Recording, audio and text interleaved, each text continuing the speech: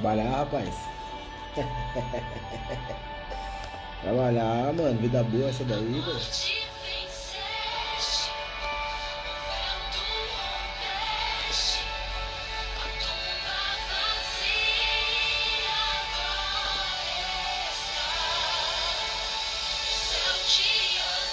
Olha, mano. Tem que trabalhar também. Fica aí, velho.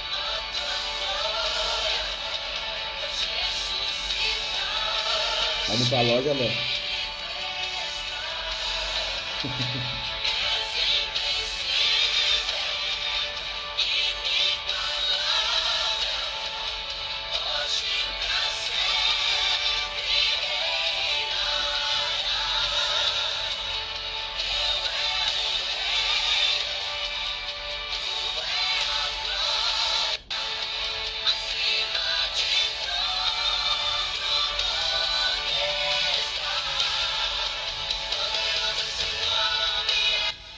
Você dá risada, né, fi? Você dá risada, você gosta, né?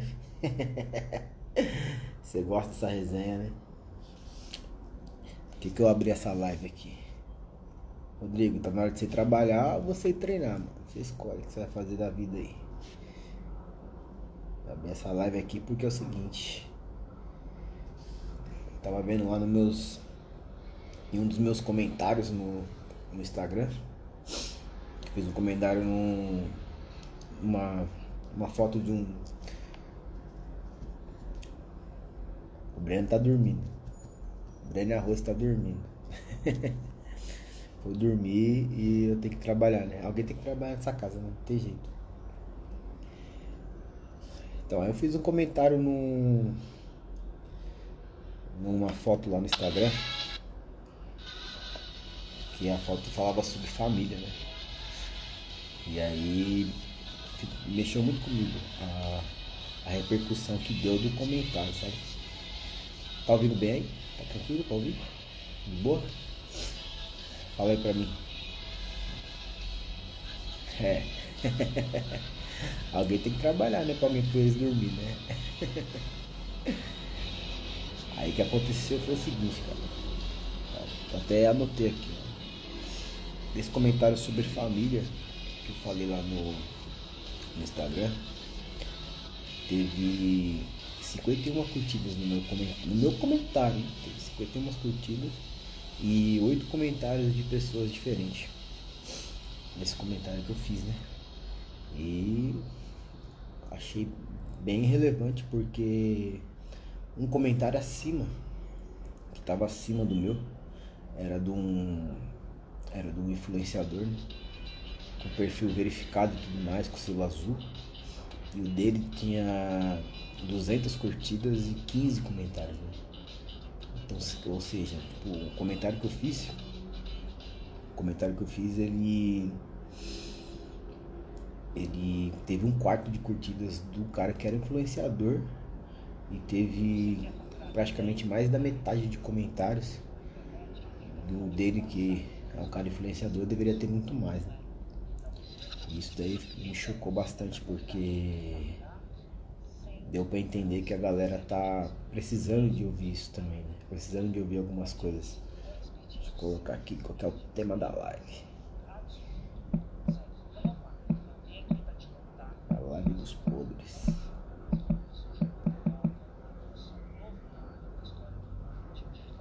Isso aqui é a live dos podres. Que eu já deveria ter feito já há algum tempo, ó. Deixa eu ver se dá pra marcar aqui.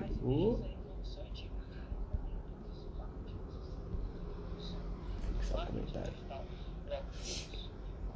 E aí o que acontece? Por que live dos podres, né?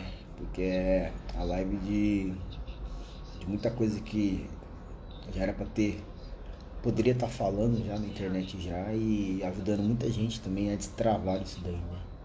Porque as pessoas aparentam estar bem e elas apenas aparentam, né? Elas, como se fosse uma casca, né? É uma casca que por dentro às vezes não está tão legal, tão bem como mostra pro lado de fora, né? E através desse comentário deu pra ver que muita gente tipo, falou, nossa, glória a Deus, aleluia, graças a Deus você conseguiu superar isso e tudo mais. E eu vi que, tipo, aquelas próprias pessoas que estavam comentando, falando, nossa, ainda bem que você conseguiu superar isso daí e tal, nem elas mesmo acreditar. E aí, mostra. Fala de boa, meu parceiro. Como é que tá aí como é que tá o mercado financeiro? Tá uma bagunça, hein, velho? Tá uma bagunça. O negócio tá louco aí. Então nessas próprias pessoas, elas conseguiriam acreditar que elas poderiam comentar aquilo que eu comentei, né? Entendeu? Então, até elas provavelmente ficaram surpresas, né? Por isso que teve tanta repercussão e tanta curtida, né? Pô, você fazer um comentário numa página de um influenciador e você ter 51 curtidas e 8 comentários é bastante relevante. É bastante relevante. Porém, certeza que eu sabia que também poderia gerar polêmica, né? Por isso que eu também comentei, né? Só pra ver qual que é a polêmica que ia gerar, né? O comentário que eu fiz lá na postagem do cara era uma foto sobre família e tal, ele falando sobre família. E ele perguntou quem tinha família e o que a família tinha feito na vida da pessoa, né? Mais ou menos isso, né? Eu até escrevi aqui, ó, que eu comentei lá. Eu escrevi lá assim: foi a família que eu formei que me salvou da pornografia, do adultério, dos anabolizantes, das mentiras, do egoísmo e me restaurou para Jesus, né? Foi isso que eu coloquei lá no comentário, né? Isso daí gerou uma grande repercussão, porque não é todo mundo que quer falar sobre isso daí na internet, né? Entendeu? É um assunto muito polêmico, principalmente os dois primeiros, né? Que é pornografia e adultério. Pô, eu fiquei acessando pornografia, eu tô com 33 anos, eu fiquei acessando pornografia desde quando eu era criança, mais de 20 anos acessando pornografia. E eu não sabia explicar e também não sabia explicar e também não sabia como sair desse ciclo vicioso, né? Não sabia como sair desse ciclo vicioso. Então era muito complicado pra mim, tipo, pensar, pô, mano, como é que eu vou me desvincular dessas duas situações, principalmente pornografia e também o adultério, que, pô, que mais eu cometi quando era nos meus 20 até quase 30 anos foi isso, né? Entendeu? Foi praticar pornografia, né? Entendeu? Acessar a pornografia, na verdade, né? E também a compartilhar, né? Ser como se fosse um conivente, né? Referente ao adultério e também praticar o adultério, né? Entendeu? Então eu não conseguia me desvincular disso daí, né? Entendeu? Por isso que eu fiz esse comentário lá, que foi através da família. Você vê como é que a família é importante, né? A base familiar é importante. E foi através da família que eu formei. Detalhe, né? Tipo, não foi nem no início quando eu comecei a me relacionar com a Rose, porque no nosso início foi muito conturbado, cara, foi muito turbulento também, entendeu? Foi muitas batalhas, né? Principalmente da parte dela, né? Porque eu era um doidão, tava ligado. Eu era muito egoísta, né? Pensava só em mim, tava na fase de competição e tudo mais.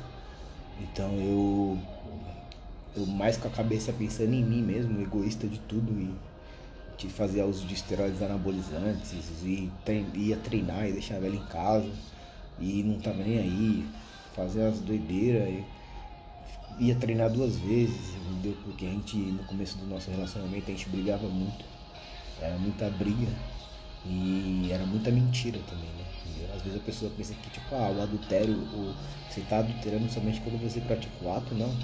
Quando você tá pensando ou mandando uma mensagem também, isso aí também é uma forma de adultério. Então eu cometia muito isso também, de ficar mandando mensagem para pessoas que não deveria mandar, mesmo estando com ela já no início. E foi muito conturbado, foi muita mentira, tanto da minha parte e algumas mentiras também da parte dela, porque ela queria, como posso dizer, até mesmo ajudar a gente, né? Ela queria ficar próximo de mim e ela só conseguia fazer isso se ela praticasse algum ato que faltasse com a verdade, no caso, né? Entendeu? E isso daí foi muito complicado pra gente no início. A gente já tá juntos já desde 2017,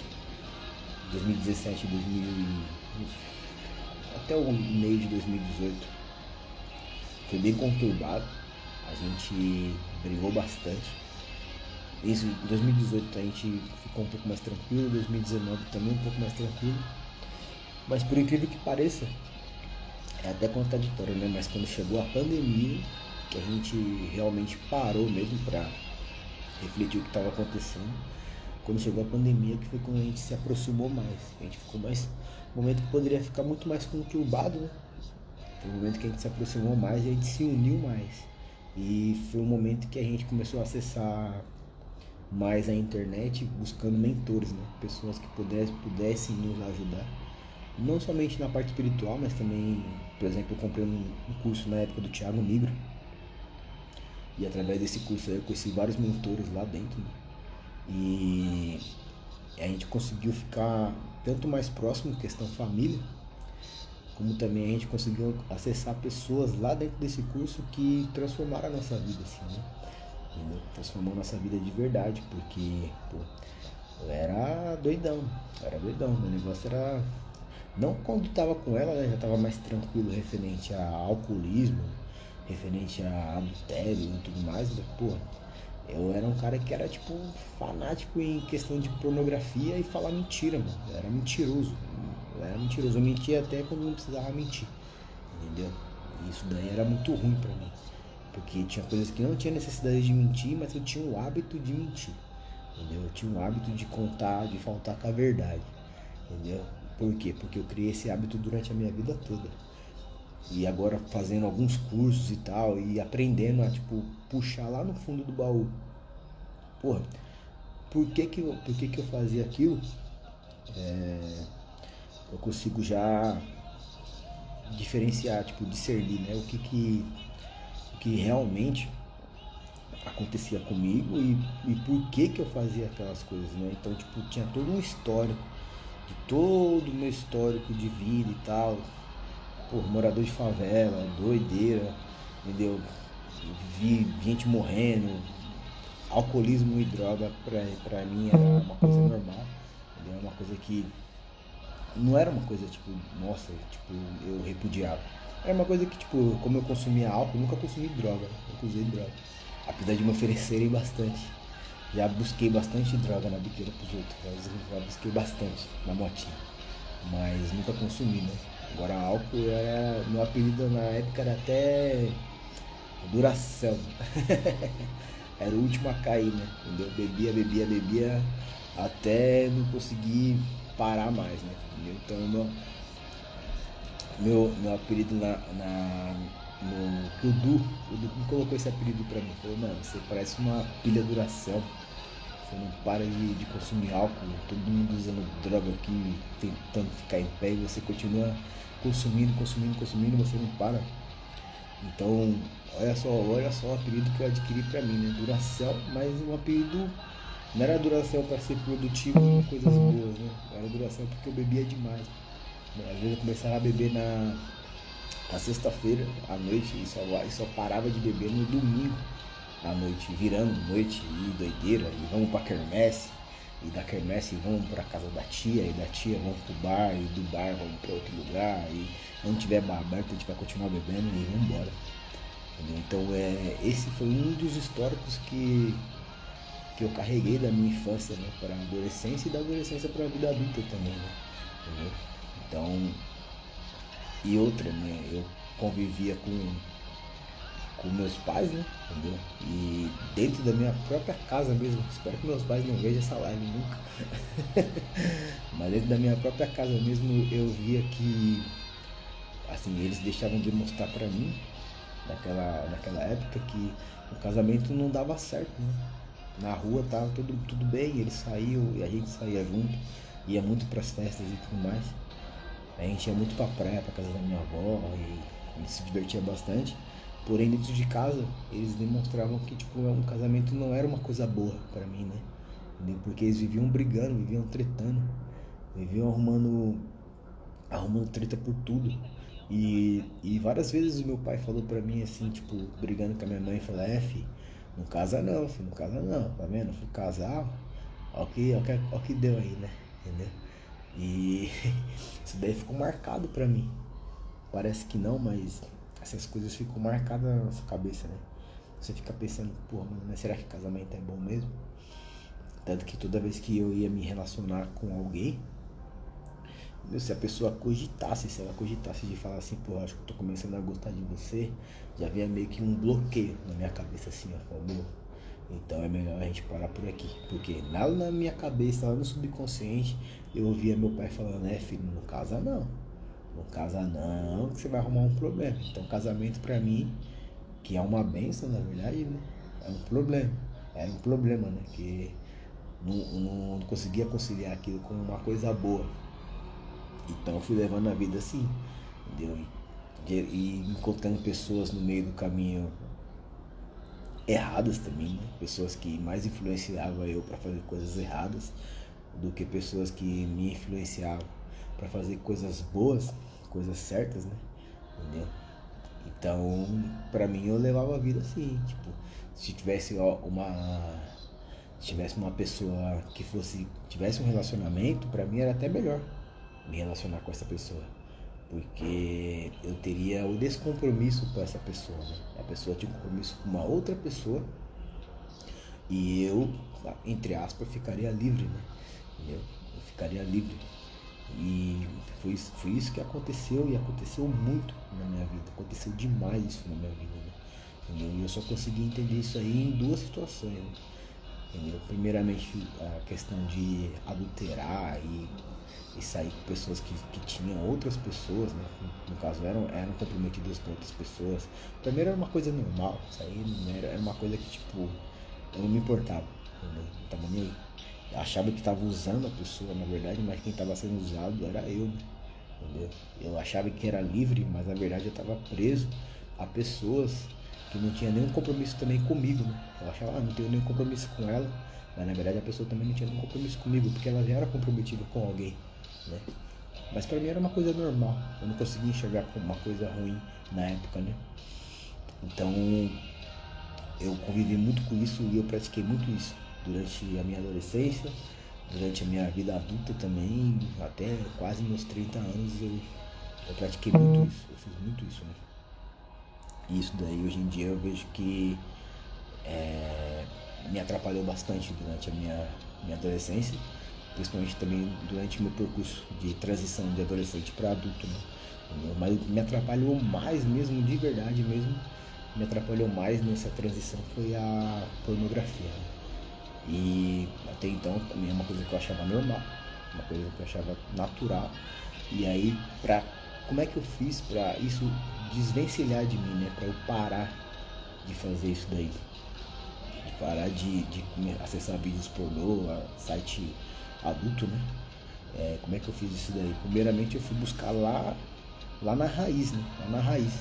O que me fazia, qual que eram os gatilhos que me fazia ter atração por isso daí, né?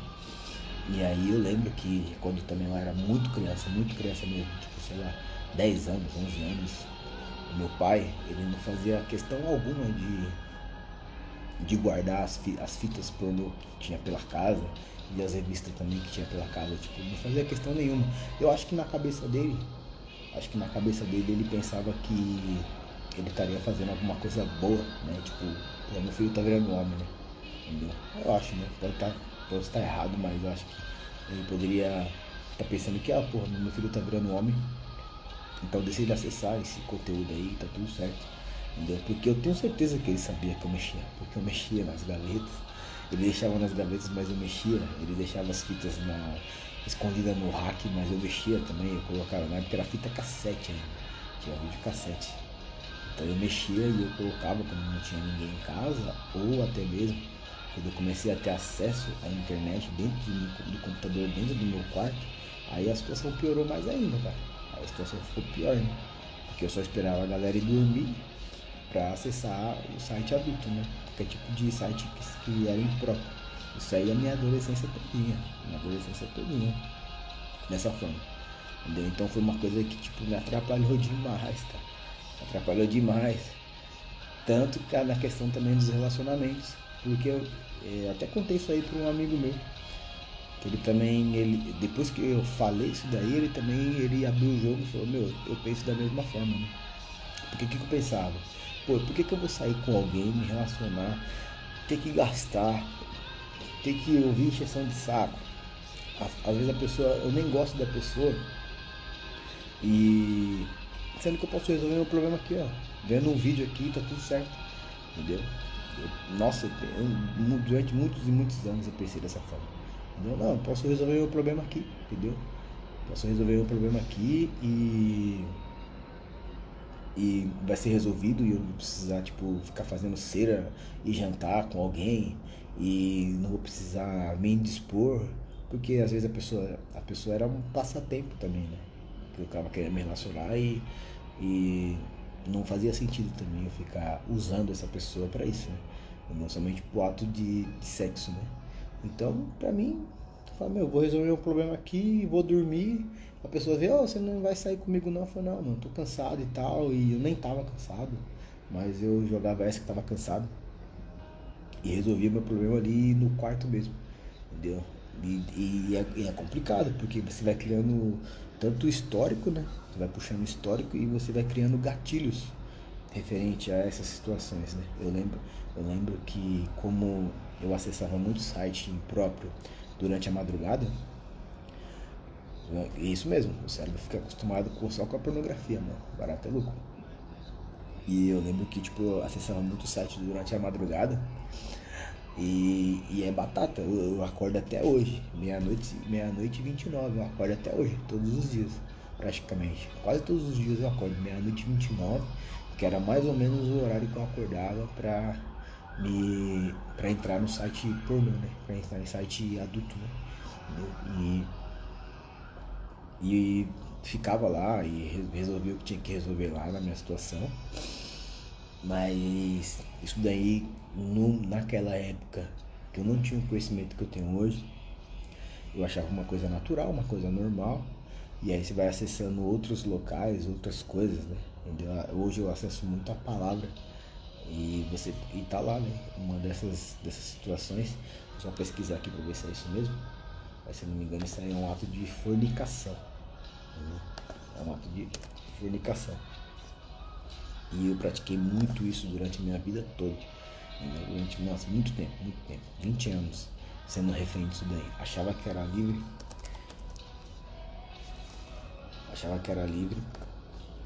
mas eu era preso a duas situações. Primeiro, me relacionar com pessoas que eram comprometidas, porque eu não queria ficar preso a ninguém. E segundo, praticar o ato de masturbação através de ver vídeos impróprios, né? Vídeo adulto, né?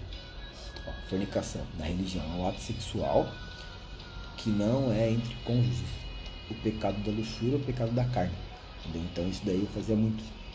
Tanto fornicação na parte de o ato sexual entre duas pessoas que não eram nem marido e mulher, entendeu? E também a questão de masturbação. Muito. Era um vício que eu achava que eu nunca ia conseguir me livrar. E por que eu tô fazendo esse vídeo aqui? Porque eu acho que tem muita gente que, mano, precisa ouvir isso também, né? Tem muita gente que deve estar passando pela mesma situação. Tem gente que é casada, né? E tá passando por essa situação, entendeu? Então isso que mexe muito comigo.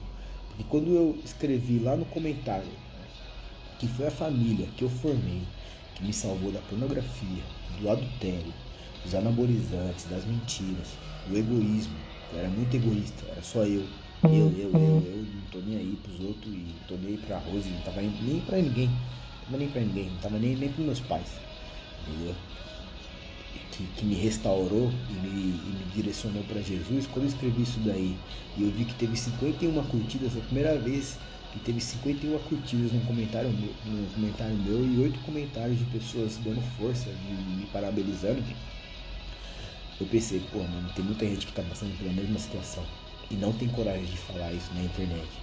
Então, tipo, eu falei, eu vou falar sobre isso daí, eu vou jogar minha reputação no lixo e vou falar o que tem que ser falado, né? Entendeu? Porque isso daqui pode ajudar muita gente. Por quê?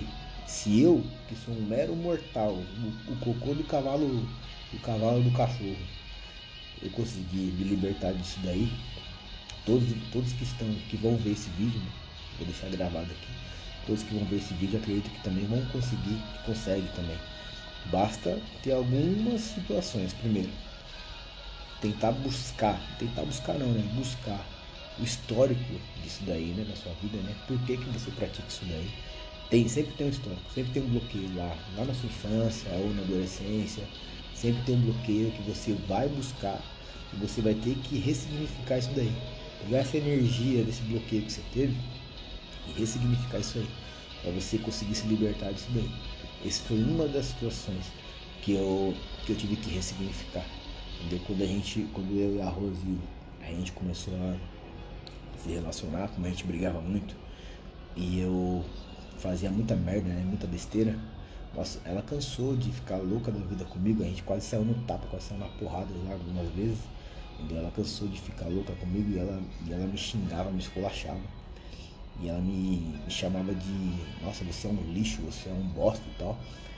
E aquilo ali, tipo, na hora eu ficava pensando, porra, mano, tipo, eu sei que ela também tá errada, mas ela tá me chamando de bosta, né, de lixo, né, entendeu? E eu vou ser bem sincero pra você, vou ser bem sincero. Hoje em dia eu agradeço, né, ter me chamado de extravasado, me ter chamado de bosta, entendeu? Porque hoje, naquela época lá, eu era um bosta, entendeu? E eu conheci a palavra, eu conheci as coisas boas que podem acontecer na vida. E hoje eu acredito que eu posso ser um adubo. E eu posso germinar sementes boas nas vidas das pessoas, né? Entendeu? Então aquele cara que era um bosta, aquele cara que só fazia coisa errada e ela tinha razão de me chamar daquela forma, hoje em dia hoje eu sou um adubo que pode ressignificar a vida de muitas pessoas. Basta as pessoas também quererem essa ressignificação na vida delas. Porque não é fácil, cara. Não é fácil você se livrar de um vício. E eu me livrei de vários vícios. Primeiro, viciado em alcoolismo. Eu parei de beber com meus 23 anos, só pra você ter ideia. Parei de beber com meus 23 anos, hoje eu tenho 33. Já vai fazer quase 10 anos já que eu parei de beber. Aí você fala, porra, que bênção, né? Só que se você tem que entender que eu comecei a consumir álcool com meus 8 anos de idade. Então eu bebi durante 15 anos, sendo que o meu primeiro consumo de álcool eu tinha 8 anos de idade. Eu me lembro muito bem. Da primeira vez que eu cheguei bêbado na casa da minha avó, a gente tomou uma caixa de cerveja, na época, casa de garrafa, e 24 garrafas, eu, meus primos e a minha tia. Eu cheguei bêbado, minha avó ficou muito brava na época, né? Eu tinha 8 anos de idade. Eu lembro a primeira vez que eu passei mal por causa de álcool, eu tinha 9 anos de idade. Eu vomitei tudo na horta da mãe do Pardal. A mãe do Pardal deve ter ficado louca quando acordou, porque eu vomitei na horta dela todinha. Não aguentava, já tava passando mal já. E eu cheguei na horta lá pra ninguém ver, no canteirinho. E eu chamei o Juca nervoso lá, filho. Deu uma regada de vomito lá, nervoso na festa do Pardal. Entendeu? Tomara que a mãe dele não esteja vendo esse vídeo também, porque ela vai ficar muito brava comigo. A horta deve ter arrebentado tudo. Não voltei mais lá pra saber como é que ficou a horta, não. Não voltei lá pra saber como é que ficou a horta, não. Entendeu? Mas foi um período que começou isso daí, né? Eu tinha 8 anos de idade, era uma criança, não sabia o que tava fazendo ainda, né? Só que o que acontece? Me deram acesso logo na horta, né? Me deram acesso para eu acessar aquela coisa nova, né? Entendeu? Então tudo na vida é acesso, cara. Tudo na vida é acesso. Então ali com 8 anos de idade eu tive acesso à cerveja. Eu gostava de tomar cerveja, eu não gostava de tomar forte não. Porque desde os 8 anos de idade eu tomava cerveja. Meu pai sempre tomou cerveja e ele nunca. Meu pai falou pra mim. Eu tinha 8 anos, 8 para 9 anos, ele falou, mano, se quiser beber, bebe. Se quiser beber, bebe. Só não quero ver você mexendo com droga. E tanto que eu não mexi com droga a minha vida toda. Olha como é que é engraçado o negócio, né? Se ele tivesse falado pra mim, eu não quero que você beba, provavelmente eu teria respeitado ele e eu não estaria falando isso agora, né? entendeu? Não teria esse histórico de alcoolismo na minha infância e na minha adolescência, né? Mas ele permitiu, ele me deu acesso. Ele falou, quer beber, cara? Bebe, eu também bebo. E tá tudo certo. Eu só não quero que você mexa com droga. E aquilo ficou gravado pra mim. Eu não quero que você mexa com droga. Entendeu? E eu nunca mexi com droga. Eu nunca consumi nenhum tipo de droga a não ser o álcool. Entendeu?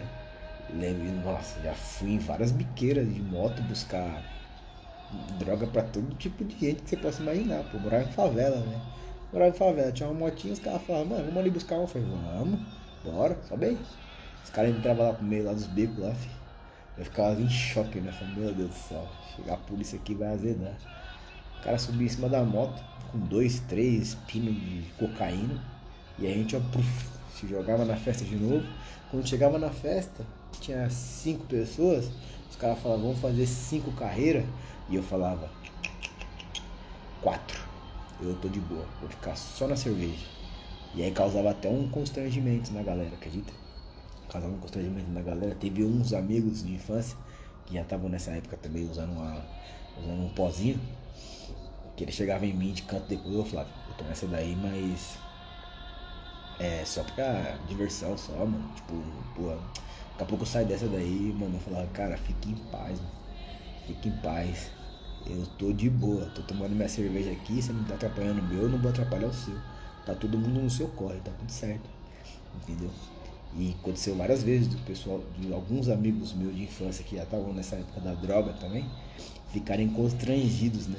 De fazer uso de droga na minha frente. Porque eles achavam que eu também estava envolvido. Como eu subia e descia com todo tipo de cara que estava dentro da droga, pô, é aquele negócio, né? Diga com quem tu andas que te direi quem é. Todo mundo achava que eu usava também. Mas eu nunca usei. Eu nunca usei nenhum tipo, nem maconha.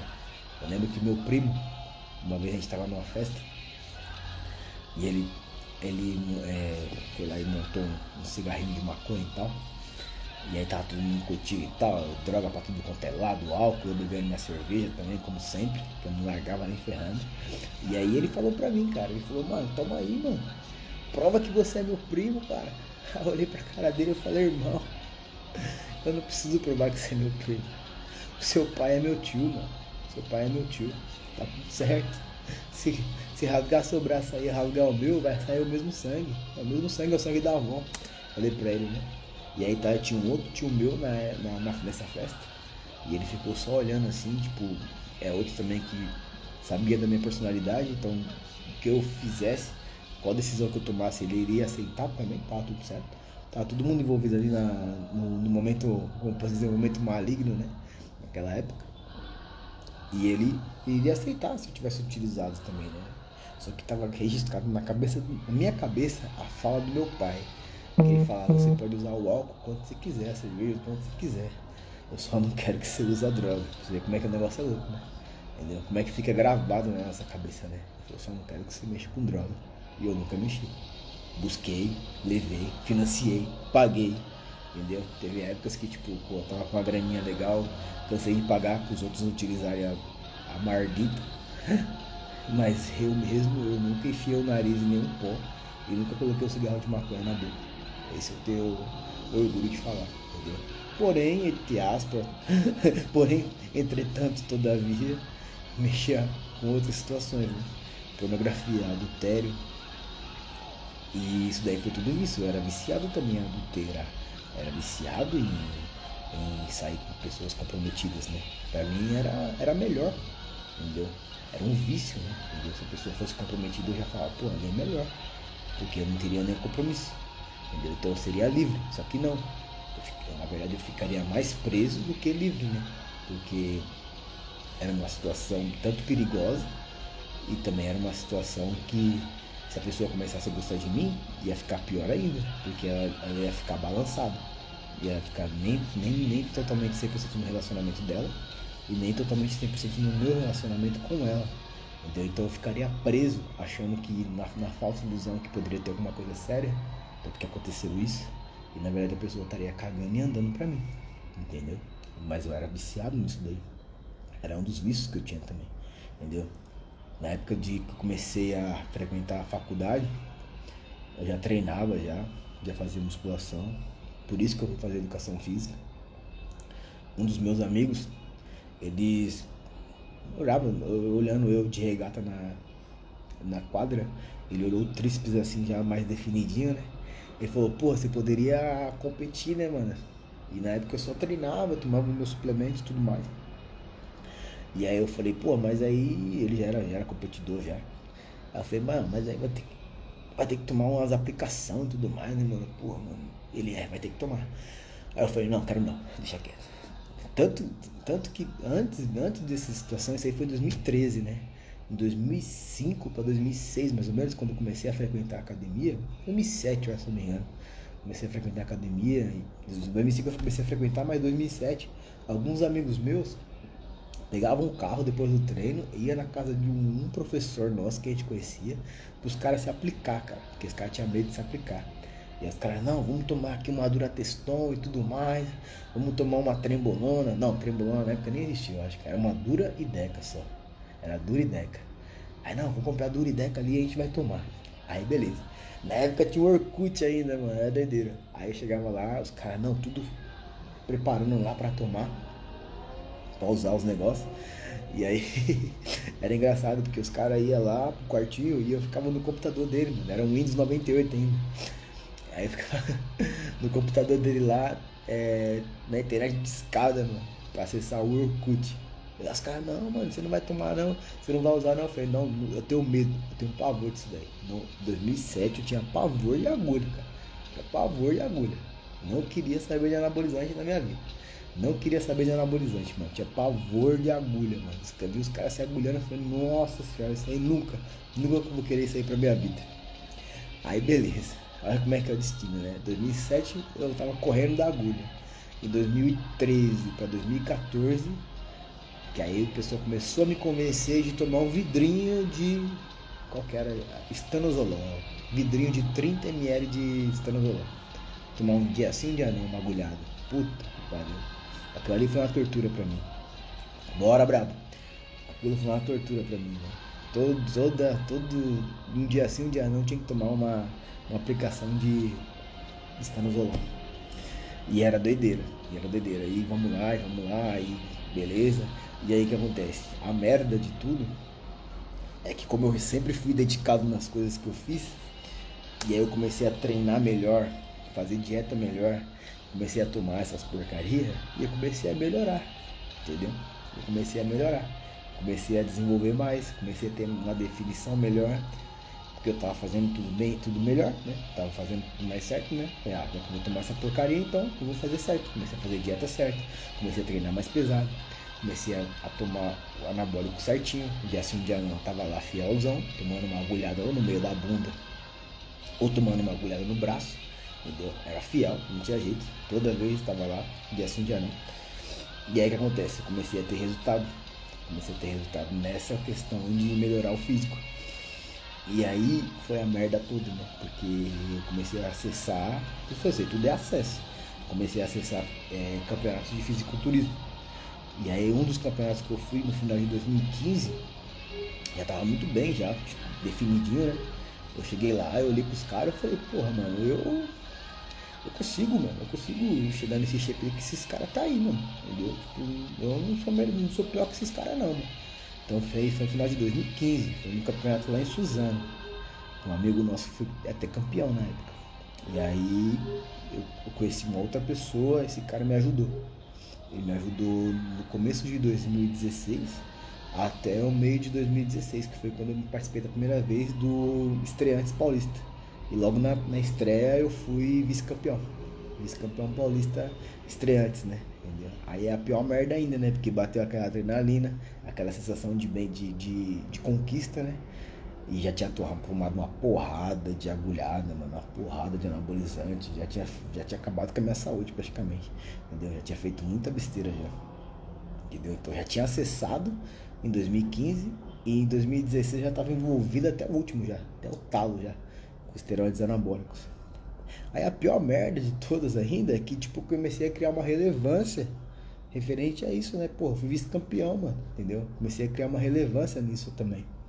Então, como eu fui vice-campeão e as pessoas queriam saber qual que era o tal do segredo, e aí eu comecei a tanto aconselhar a galera, entendeu? Porque eu também já era formado em educação física, comecei a aconselhar a galera, e a galera também queria a merda do vidrinho, velho. Todo mundo queria saber onde é que achava da merda do vidrinho, entendeu? Então eu comecei ainda a comercializar ainda essa porcaria, né, velho? Entendeu? Então tem mais isso ainda, entendeu? Ainda comecei a ganhar uma grana em cima de algo que é ilícito até hoje, né? Entendeu? Tanto que quando virou o ano aí, até o ano passado eu ainda vendi muito anabolizante, cara. Entendeu? Então quando virou o ano aí, foi uma das promessas que eu fiz pra mim, é que eu não iria mais vender, entendeu? Esse tipo de substância, entendeu?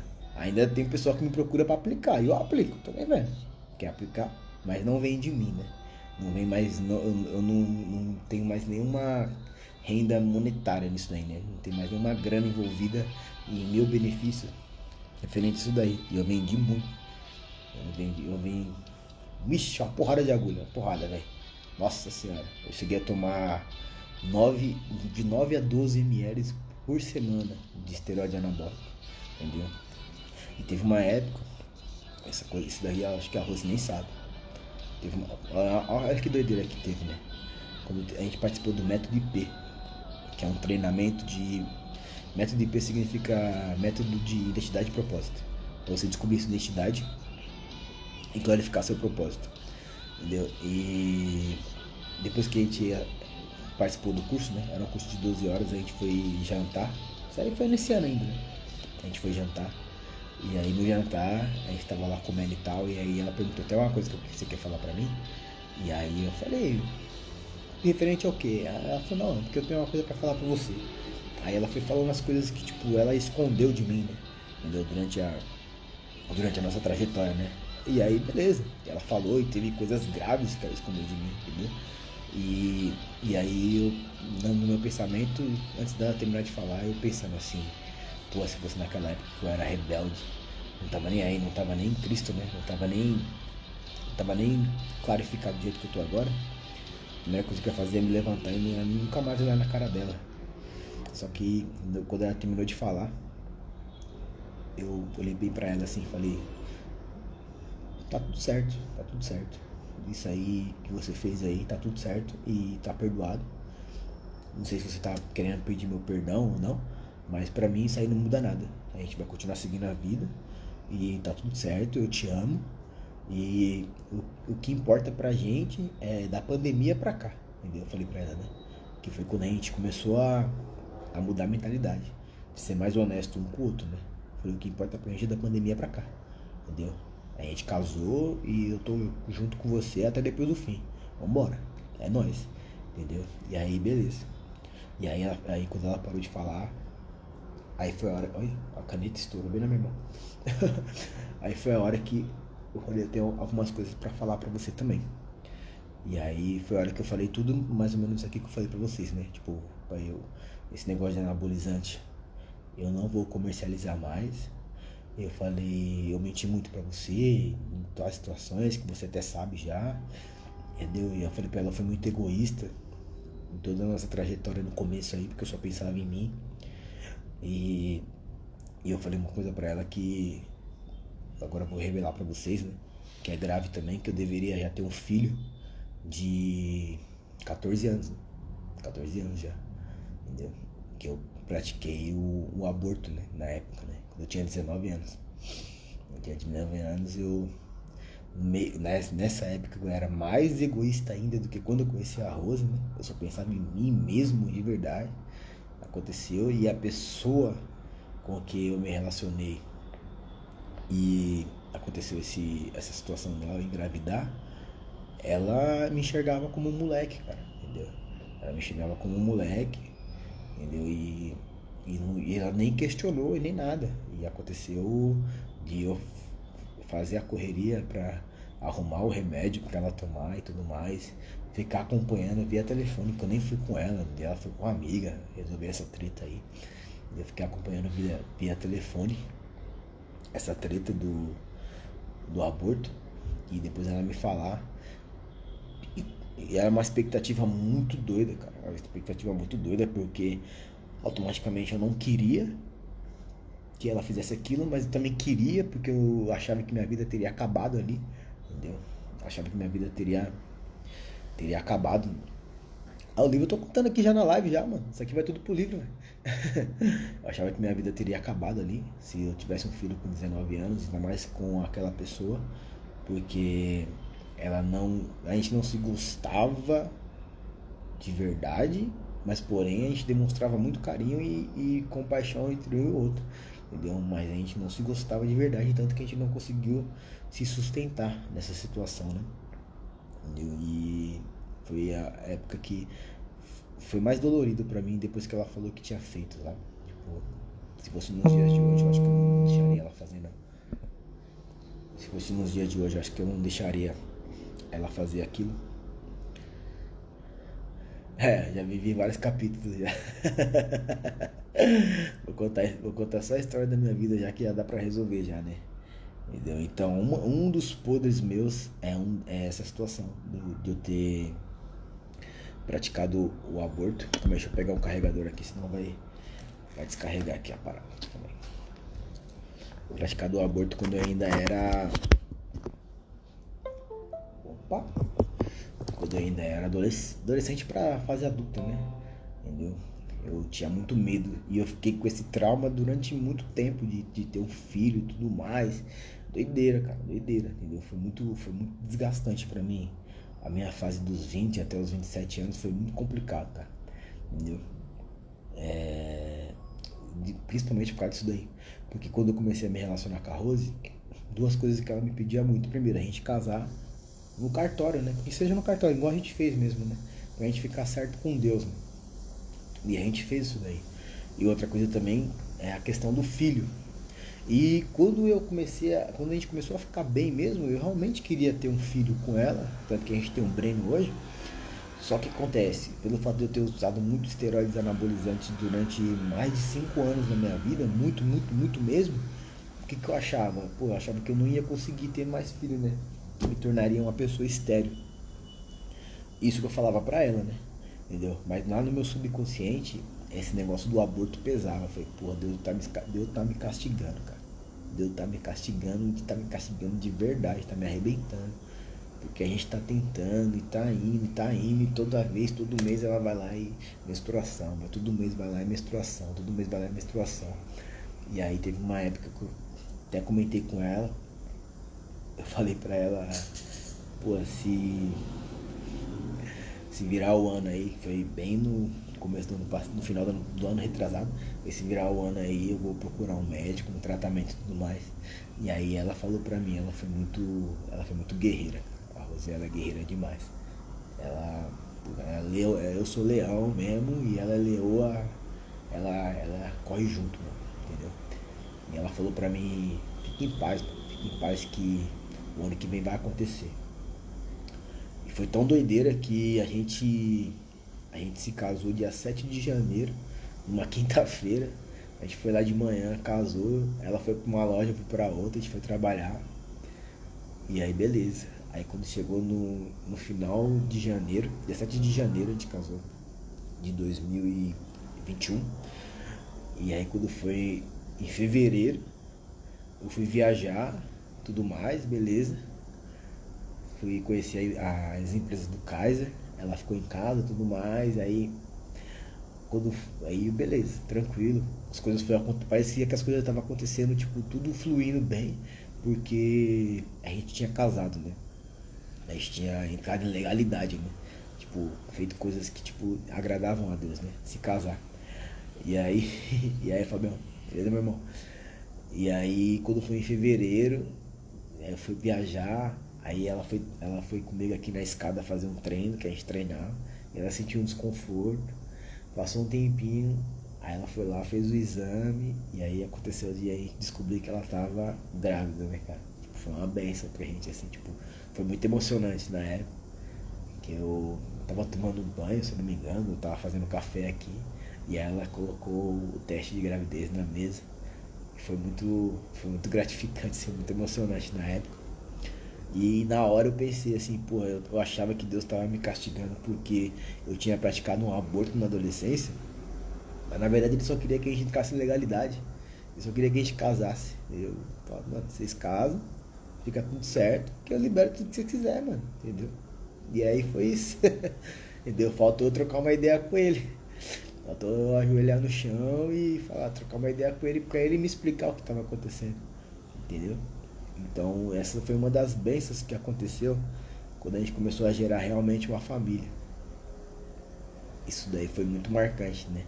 Entendeu? E né, antes, quando a gente começou a se relacionar, cara, foi uma doideira, porque como eu era a vida louca, doidão, né, mano? Tipo, não queria, na verdade eu não queria tacar a Rose, né? Eu tava querendo que ela fosse embora. Tanto que ela foi acho que umas 3 vezes embora e voltou, mano. Ela foi muito guerreira. Ela foi umas 3 vezes embora mesmo. Tem uma vez que ela até juntou as roupas dela, tudo e tal. Eu falei, vixe, agora não tem mais volta não, hein? E ela foi lá, juntou tudo, foi pra casa da mãe dela, esfriou a cabeça e voltou. E aí depois dessa vez que ela voltou a terceira vez, ela nunca mais foi. E nunca mais vai, que eu não vou deixar ir mais. Mas teve uma vez que a gente tava lá no antigo apartamento que a gente morava, né? E aí ela me abraçou e caiu em desespero, sabe? De chorar, chorar muito, chorar muito. Eu falei, o que foi que tá acontecendo e tal. Aí ela, acho que o Espírito Santo falou com ela, né? E ela falou pra mim assim, pô, mano, eu orava tanto, né? Eu pedia tanto a Deus pra mudar você. E na verdade mesmo, ele fez tudo isso que ele fez você tornar a minha vida um inferno de verdade, porque eu mesmo estava distante dele, né? Entendeu? Então eu queria que Deus mudasse você, mas nem eu mesmo estava perto dele. Ela falando isso daí pra mim, tipo, debulhando em lágrimas, chorando, chorando, chorando demais. Que é assim que Deus age, mano. Entendeu? É assim que Deus age. Às vezes você fala assim, ah, faz tal coisa pra mim, faz tal coisa, faz fulano mudar pra mim, faz fulano fazer alguma coisa. Eu quero que fulano mude, você vai lá e pede pra Deus, e aí ele olha pra você e fala, meu irmão, mas nem você mudou, mano. Entendeu? Nem você tá fazendo a sua parte. Você quer que a pessoa mude? Tá bom então. Então eu vou fazer ela te atormentar ainda mais. Vou fazer ela te atormentar ainda mais. Vou fazer ela virar, a sua vida virar um inferno. Ele vai virar um demônio na sua vida. Que aí eu quero ver você se sustentar. Aí eu quero ver mesmo se você tá fielzão mesmo a mim. Entendeu? E ela ficou. Ela ficou cada vez mais próxima de Deus, cada vez mais próxima de Deus. Veio a pandemia, aconteceu várias coisas que se eu for contar aqui, igual o Maurício falou aí, dá um livro. Aconteceu várias coisas. E eu me aproximei, eu mesmo comprei a minha Bíblia. Eu fui ler a Bíblia pela primeira vez depois de 31 anos. O Salmo 91 estava lá aberto no rack da minha mãe. Eu nunca me interessei, nunca me deram acesso. Entendeu? Isso que eu falo pra você. Nunca me deram acesso. Minha mãe nunca chegou assim e falou, toma filho, lê o Salmo 91 aí, lê alguma coisa da Bíblia aí, ou escreve, ou lê alguma, ou ela mesmo lê alguma coisa pra mim. Isso nunca aconteceu. Eu nunca tive acesso. Então eu fui ter acesso quando eu comprei a primeira Bíblia. Com 31 anos, que eu até dei de presente já. Ela tava toda marcada.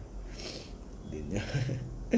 Entendeu? Então, isso foi transformando, né? Isso foi se transformando. E as pessoas que estavam ao meu redor, acredito que elas também foram vendo que teve algumas mudanças pra bom, né? Entendeu? Mas tudo isso daí, igual eu te falei, foi igual eu coloquei lá no comentário do cara. Foi tudo quando a gente começou a ter o pensamento de formar uma família. Entendeu? Então a família, cara, é a base de tudo. A família é a base de tudo. Se você não tiver uma base sólida ali, porque que você pode entender? Igual o pessoal fica muito tretando aí, questão de política, né? E acabou até a bateria aqui da iluminação. Mas dá pra ver ainda, vambora. Vamos que vamos. O pessoal fica muito tretando aqui através de política, né? E você tem que entender que é o seguinte, a sua vida ela não vai mudar por causa de um político. A sua vida vai mudar quando você consolidar a sua família, quando a sua família estiver numa base sólida, quando você tiver certeza do que você está fazendo dentro da sua própria casa. Aí você começa a ter as pequenas mudanças dentro da sua própria vida ali, e a sua vida começa a melhorar. E você não depende de político nenhum para resolver isso daí. entendeu? Então, foi a família que a gente formou que me tornou uma pessoa melhor, que me tornou eu ser o que eu sou hoje, que eu não sou nada ainda. Comparado a grandes pessoas aí, eu sou o cocô do cavalo. Só que eu já sou melhor do que eu era o ano passado, e o ano passado eu já era melhor do que eu era o ano retrasado. Então eu estou em uma constante evolução. Isso aí já está me ajudando demais, entendeu? Cada vez me ajudando demais. Porque quando acontece, família é tudo, é isso mesmo.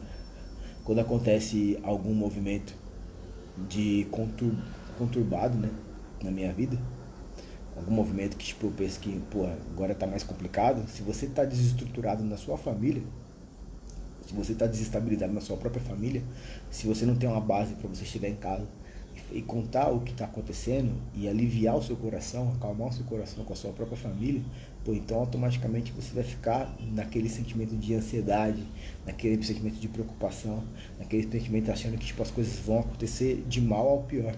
Agora se você tem uma família que tá te apoiando, que tá te ajudando, e chega em você e fala, mano, independente do que acontecer, mano, tamo junto, vamos embora, porra.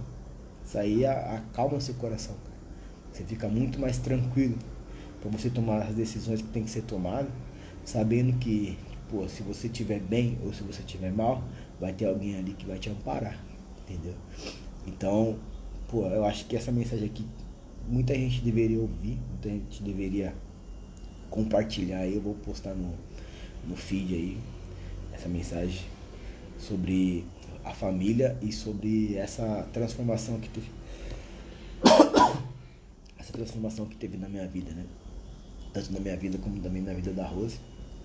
Hoje a gente tem o Breno já vai completou agora 7 meses, e ele foi uma benção, assim, tipo, todos os sentidos, cara. Até pra nascer ele foi uma benção, sabe? Tudo aconteceu do jeito que deveria acontecer mesmo. A gente planejou de uma forma para ele nascer, e Deus planejou da forma dele. Falou, não, você vai ter que estar em tal lugar. Olha que doideira, eu vou contar essa história pra vocês aqui, que foi doideira. Essa Bíblia aí que eu presenteei um amigo, ela ia pra um cara que eu ajudava aqui no banco do Banco Itaú, que eu ia lá fazer um depósito, e todo dia eu via lá, o nome dele era Marcos.